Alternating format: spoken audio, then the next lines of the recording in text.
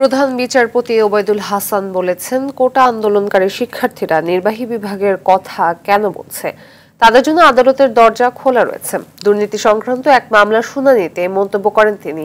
গতকাল কোটা পুনর্বহাল বিষয়ক হাইকোর্টের রায়ের উপর 4 সপ্তাহের স্থিতাবস্থা জারি করেন আপিল বিভাগ। একই সঙ্গে আন্দোলনরত শিক্ষার্থীদের ক্লাসে ফিরে পড়াশোনায় মনোযোগী হওয়ার আহ্বান জানান প্রধান বিচারপতি।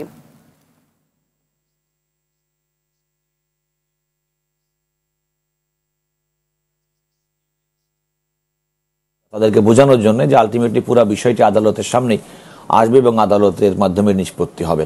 ওনার বক্তব্যটা এমন ছিল যে আপনাদেরও দায়িত্ব হচ্ছে যে এগুলো বিষয়ে কথা বলা, মানুষের জনমত সৃষ্টি করা, কিংবা কেউ যদি আইনের বাইরে গিয়ে যদি কোনো রকম পদক্ষেপ করেন তারা যেন আইনের মধ্যে চলে আসে, আইনি প্রক্রিয়ার মধ্যে থেকে যে কোনো সমস্যার সমাধান করতে পারেন। এটি হচ্ছে ওনার কথার মূল বিষয়বস্তু ছিল।